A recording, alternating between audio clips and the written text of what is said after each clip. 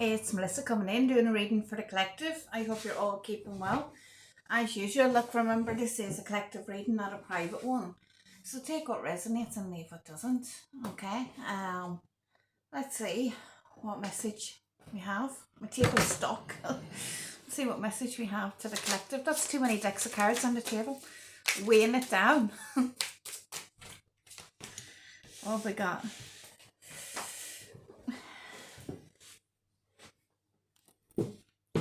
I have somebody here, okay, who, with daydreaming card and disagreements coming out, what I'm really getting from this energy, okay, is the energy of no matter how much you disagree with somebody, no matter how much you debate, I'm hearing the word debate, no matter how much you debate with somebody, there's this sense of always wanting each other. My eye is cut out the window, sorry.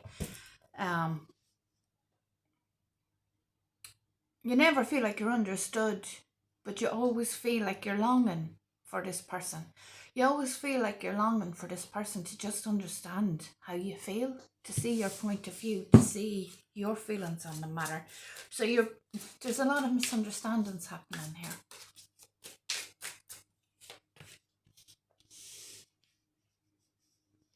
But then I have understanding and reunion.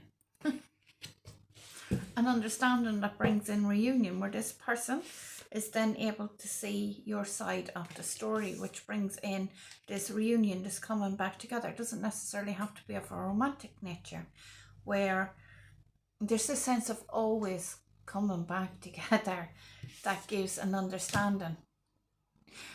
When you and this person, whatever the dynamic, because the cards haven't said yet, so whenever you and this person have a disagreement, whenever you and this person have some kind of debate, there's this sense of, I just want you to understand how I feel. That's what I'm getting.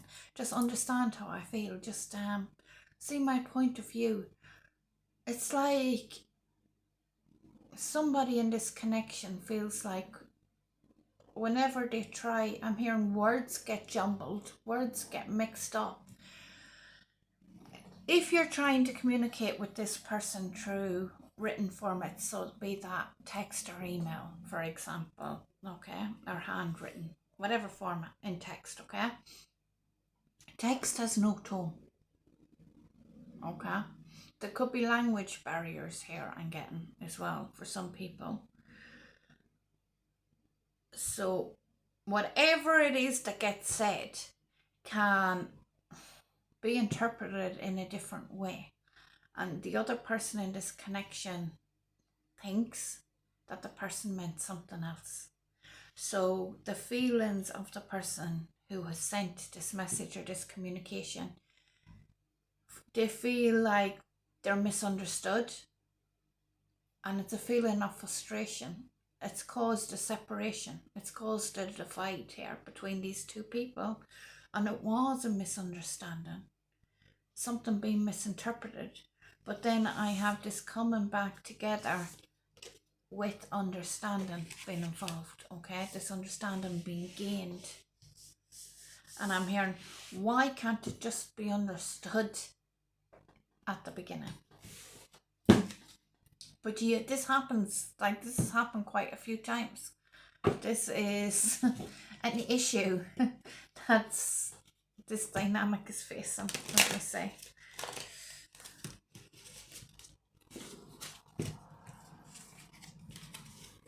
You always come back together. Now somebody's able to see the other person's side of their story, able to see what they meant.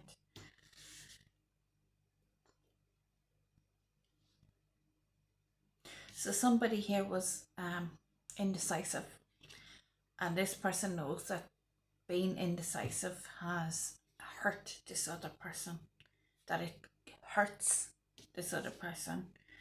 But I have somebody here, this other person saying, I don't want to chase anymore. I'm hearing, okay, so somebody in this dynamic was indecisive about the term that is a romantic connection.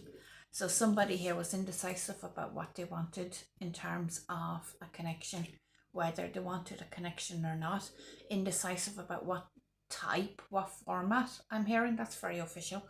What type of connection they were looking for. And this other person then said, look, I have chased you. I have chased having a connection with you. I'm no longer chasing. I don't want to chase you anymore. You either make up your mind or I'll make it up for you. And if I make up your mind for you, the obvious choice is going to be walking away, because you can't force somebody to be with you. Somebody has realized with the chasing energy that you cannot force somebody to be with you. If somebody is indecisive, the only option that you have, that you can have control over, is deciding for them that the answer is no. You can't decide for them the answer yes. That's what I'm getting, okay? And there's the detachment and space. So somebody decided to detach from the other person emotionally and take their space, because they were done with chasing this other person.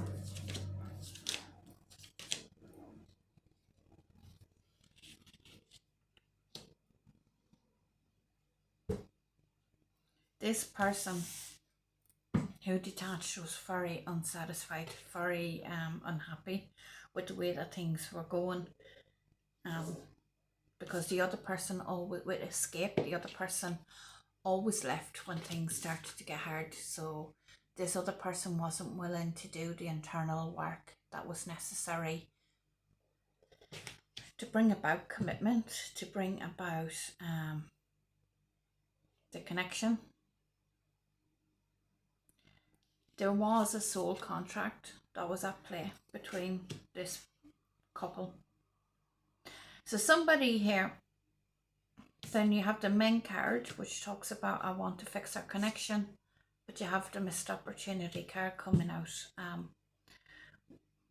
Basically that somebody didn't act when they should have. What I'm really getting here is this energy of, there was a lot of push and pull, a lot of indecisive energy when it came to a commitment, when it came to what somebody wanted in terms of a commitment, what type of commitment they wanted. The other person, so there was this push and pull dynamic between two people here, where there was a lot of disagreements, a lot of misunderstandings, a lot of not seeing the other person's side. After there's the runner card, so we have a runner and a chaser out on the table.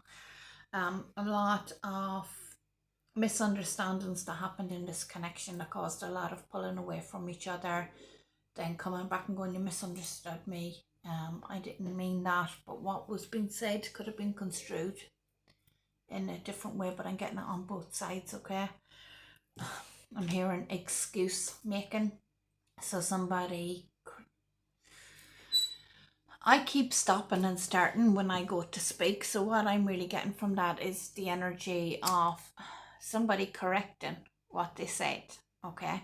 And sometimes that's genuine and sometimes it's a mistake, like backtracking, okay? Somebody backtracking and saying, that's not what I meant, come back to me, because this person being in an indecisive energy of they didn't know what they wanted, they didn't know what kind of commitment they wanted.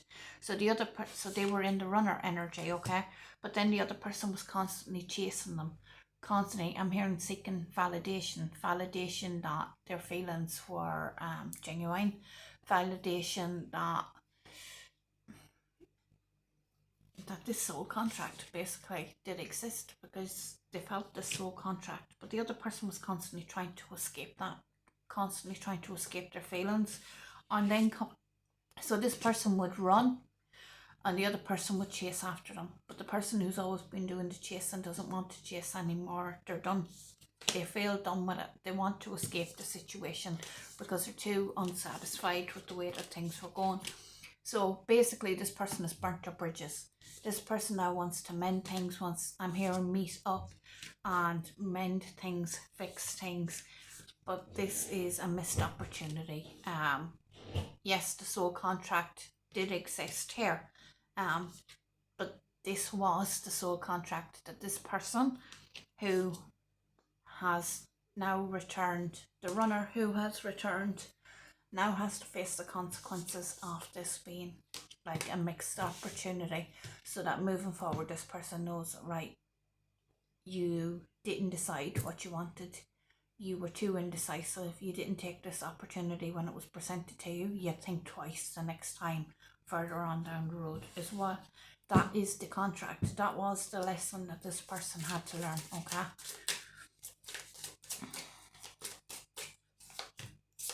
And we're learning the hard way.